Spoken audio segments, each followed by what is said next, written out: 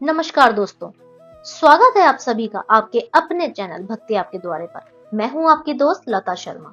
आज मैं आपसे इस वीडियो में बात करने वाली हूं पशुपति व्रत में कौन कौन से प्रश्न सबके मन में चलते रहते हैं। सबके मन में शंका होती है कि अगर हमारे घर में सूतक लग गया है तो क्या हम ये व्रत कर सकते हैं, या कोई विधवा महिला क्या ये व्रत कर सकती है, या फिर हम अनाज खा सकते हैं, 6 दीपक हमको कहाँ पर लगाने हैं। ठीक है, तो ऐसे बहुत से प्रश्न होते हैं जो सबके मन में चल रहे होते हैं, या हमको जो पशुपति पूजा होती है वो कब से शुरू करनी चाहिए। ठीक है, तो इन्हीं सभी प्रश्न को लेकर मैं आपके लिए ये वीडियो लेकर आई। ठीक है, तो अंत तक जरूर देखिएगा, क्योंकि आपके हो सकता है कि आपके मन की जो शंका है वो इस वीडियो को पूरा देख करके खत्म हो जाए। ठीक है ना, तो चलिए फिर शुरू करते हैं। पहला प्रश्न आता है मेरे पास कि पशुपति व्रत जो होते हैं वो कब से शुरू करने चाहिए। तो देखिए, चाहे कोई शुक्ल पक्ष हो, कृष्ण पक्ष हो, या कोई भी महीने का सोमवार हो, आप ये व्रत शुरू कर सकते हैं। बस हाँ, इस बात का आपको ध्यान रखना है कि आपके घर में किसी का देहांत ना हो, सूतक ना लगे हो, या आपके घर में कोई बच्चा का जन्म ना हुआ हो। ठीक है ना, अगर ऐसा हुआ है तो आप ये व्रत 1.25 महीने बाद से ही शुरू कर सकते हैं।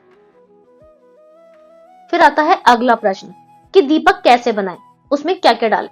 तो देखिए, दीपक या तो आप मिट्टी का दीपक ले सकते हैं, और अगर आप आटे का दीपक लेते हैं तो उसको क्या करना है आपको कि आटा लेना है, उसमें आपको थोड़ा सा गाय का घी डालना है और थोड़ा सा गंगा जल डालना है।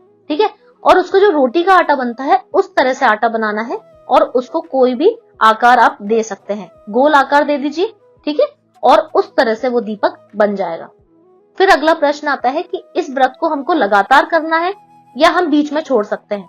तो देखिए, वैसे तो ये व्रत आपको लगातार करने होते हैं, लेकिन अगर जैसे आपके बीच में कोई प्रदोष आ जाता है, या आपकी नवरात्रि आ जाती है, चौथ का व्रत आ जाता है, या फिर आपका पीरियड आ जाता है, ठीक है ना, महीने से अगर आप हो जाते हैं, तो आप ये व्रत छोड़ सकते हैं।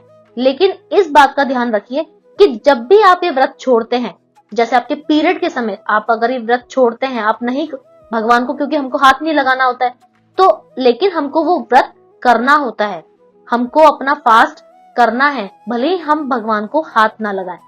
इस बात का ध्यान रखिएगा। मेरे पास में बहुत से प्रश्न आते हैं इसी बात पर कि पीरियड के समय हमको व्रत करना है कि नहीं। ठीक है, लोग सोचते हैं भगवान को की पूजा नहीं करनी तो हम व्रत भी नहीं करते, लेकिन ऐसा नहीं होगा। आपको व्रत करना है, क्योंकि आपके व्रत जो होते हैं वो खंडित नहीं होने चाहिए। ठीक है, आपको वो व्रत करना है, भले ही आप भगवान को हाथ लगाएं, ठीक है, या नहीं लगाएं। अगला प्रश्न आता है कि रुई की जगह क्या कच्चे सूत की बाती का हम यूज कर सकते हैं। तो देखिए, आप रुई की जगह कच्चे सूत का भी यूज कर सकते हैं, क्योंकि जो कच्चा सूत होता है वो भी पवित्र माना जाता है ना, तो वो पूर्ण रूप से पवित्र होता है, इसलिए आप कच्चे सूत की बाती भी बना सकते हैं। फिर अगला प्रश्न आता है कि पीरियड में घर के बाहर दीपक लगाना है या नहीं लगाना। तो देखिए, आपको पीरियड में घर के बाहर दीपक नहीं लगाना है, क्योंकि आपको मानसिक रूप से वो व्रत रखना होता है। ठीक है, क्यों रखना होता है, क्योंकि आपका व्रत खंडित ना हो, लेकिन आपको पीरियड में घर के बाहर दीपक नहीं लगाना। फिर अगला प्रश्न आता है कि दूसरा अगर हमारे व्रत की पूजा कर रहा है तो क्या उसको भी व्रत कराना है। तो देखिए, उसको व्रत नहीं कराना है, केवल वो आपके व्रत की पूजा कर रहा है, व्रत आपको ही करना है। ठीक है, लेकिन उससे अगर आप पूजा करा रहे हैं तो शाम को जो प्रसाद बनता है वो आपको नहीं बनाना, 6 दिए जो आप लगाते हैं मंदिर में वो आपको नहीं लगाने। आप उससे नॉर्मल तरीके से पूजा करा सकते हैं, लेकिन उसको व्रत नहीं करना है। ठीक है, व्रत आपको ही करना है। अब दूसरा प्रश्न आता है कि प्रसाद को हमको घर परिवार में हम बांट सकते हैं क्या। ठीक है, तो देखिए, जो ये प्रसाद बनता है ये किसी भी बच्चे को, किसी बूढ़े आदमी को, या किसी भी परिवार में किसी भी सदस्य को हम नहीं बांट सकते।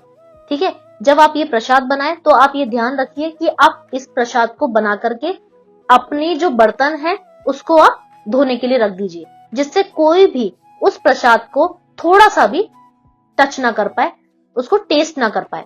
ठीक है ना, इस बात का आपको जरूर ध्यान। इसीलिए कहते हैं कि जो मियां बीवी अगर साथ में पशुपति व्रत करते हैं तो भी प्रसाद 2 जगह ही बनाया जाता है।